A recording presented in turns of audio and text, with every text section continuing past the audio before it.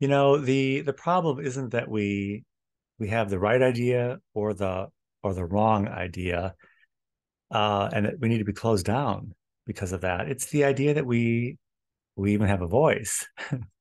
That's the problem. That's what needs to be closed down because if you have a voice, you might be heard.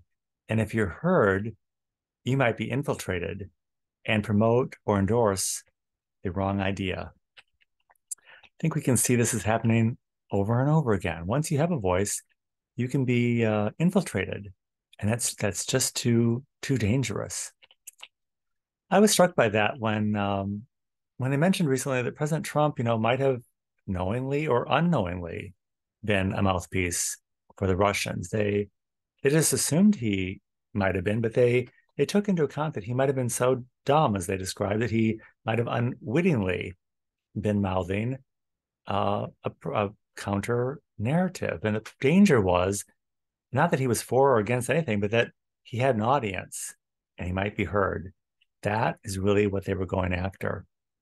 We never really hear substantive criticisms of anything Trump actually did because that was simply never the problem. It was the idea that he had a voice and his message could be infiltrated, and that was the fear. That's why our elections are always about 50-50. It's for our protection. We can also look at the example of Bernie Sanders. He was very popular and potentially had a voice, and he was closed down. And oddly enough, it's similar to the Squad. The Squad started to have a voice, but they need to be closed down as well.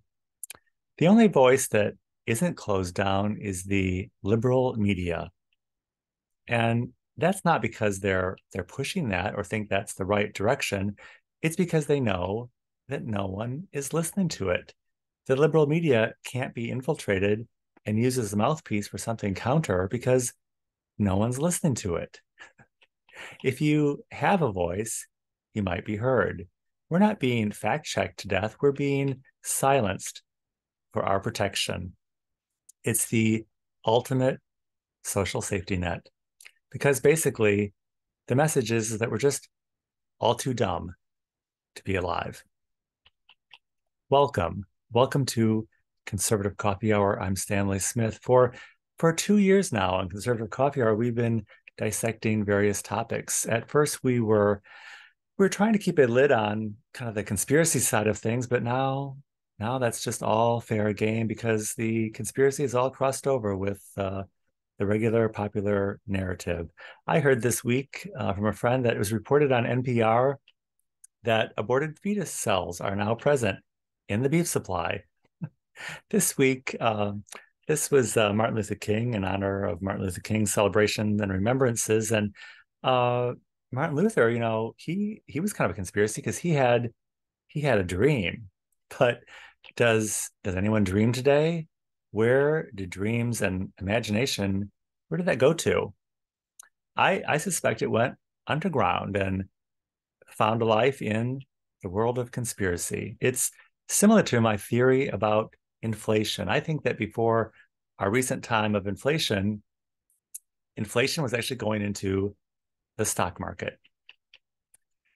You can't keep a lid on everything forever. It has to go somewhere. It oftentimes goes underground. In China, before they eased up on the restrictions on practicing religion, there was a whole underground church. The house church was a phenomenon, small groups of maybe 5 or 10 people meeting in people's homes to practice the Christian faith. And as soon as one of those cells grew larger than 15 or more, they would break off another church. So they would not be detected by the authorities. As soon as the restrictions were eased up in China, what emerged almost overnight was a whole national Christian church in China. Another example, in an interview I saw this week of the Duke of Windsor in 1968, Edward was recounting a story about a planned visit to a poor area in the northern part of England in the mid 1930s. He was hauled into Parliament just before his trip to answer, why he was going for this visit. And it was only after he revealed the name of the person who invited him that this person turned out to be on the right side of party politics at the time, that he was allowed to go. I was struck by that, with the idea that even in his time, not so long ago, there was a strong hand on the narrative, who was speaking and where they were speaking, and what they were talking about. Later, at the start of World War II, it was obvious that Edward was a liability. They just couldn't take the chance that he would say or do anything that would contradict the narrative. I can only assume that apparently our time must just be so much more dangerous than World War II or any other time in history, because the efforts and mechanisms to shut down everyone's voice are so extreme in our time. When you look at this, it's frightening. In our 2 years at Conservative Coffee Hour, we have covered many terrific topics and talked to many great guests. Many narratives have been advanced and some have been tamped down. We are in a particular season here at Conservative Coffee Hour right now where it seems like there's a lot of tamping down going on. Each week we have people talking over each other and talking down to people and belittling people. Usually it's directed toward those they disagree with, and it's a narrative perhaps they don't want to hear or don't think it moves the storyline along in the right direction. But again, I've been struck recently that it's the idea that anybody who has any kind of voice just needs to be tamped down, and it really has nothing to do with being right or wrong, or really what their ideology is. It's all very, very telling. And I'm not sure if some of the people on the call or in our circle are under duress, or if they've been handed a script to read. I'm honestly not sure. I know that nobody liked President Obama, but he did quote scripture at one of his inaugurations, which I thought was telling, when he said, "When I was a child, I thought as a child, and when I was adult, I put away the childish things."